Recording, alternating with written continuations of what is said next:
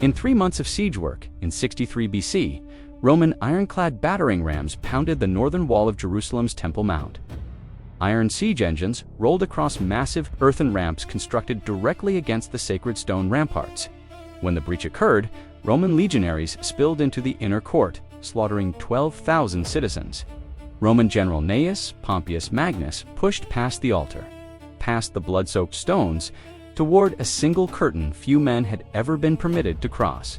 This is the Herodian Dossier. Today, we're opening the file on Pompey's breach. Rome enters the Holy of Holies. Empires rarely invade without an invitation. Decades after the Maccabean victory rededicated the Temple Mount, the Hasmonean dynasty collapsed from within.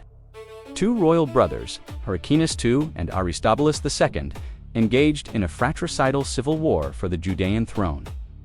Abandoning the decentralized covenant principles established by Mattathias, both princes committed a fatal geopolitical blunder. They appealed to Pompey the Great to arbitrate their power dispute. When Pompey marched south, Aristobulus's faction fortified the Temple Mount, locking the massive bronze gates. The Roman military machine systematically exploited a tactical vulnerability, the Sabbath laws. Roman engineers knew Judean defenders would fight defensively if attacked, but refused to launch offensive counterstrikes on the Sabbath. For 3 months, Roman legions worked unhindered every 7th day, filling the deep northern ravine and constructing siege towers. When Roman battering rams finally shattered the northern wall in 63 BC, legionaries surged through the dust. Flavius Josephus records that even as Roman steel fell upon 12,000 Judeans, priests at the stone altar never abandoned their duties.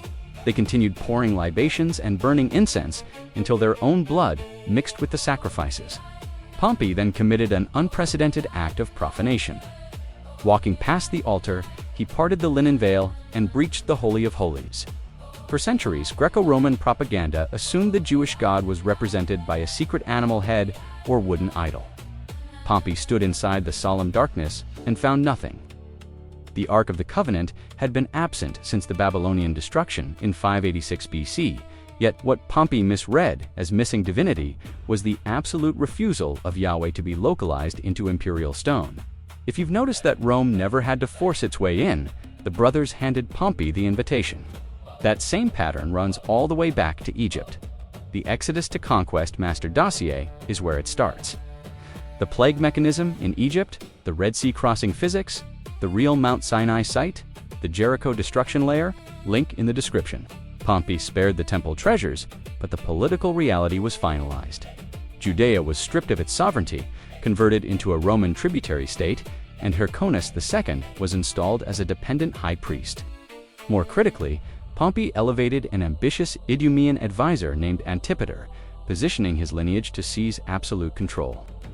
When covenant leaders trade divine accountability for imperial alliances, foreign boots inevitably march through the sanctuary. In the next file, Herod the Builder, Masada, Herodium, and Caesarea Maritima, the Masada Ledger. The engineering of Herodium is next. The next file is already being prepared.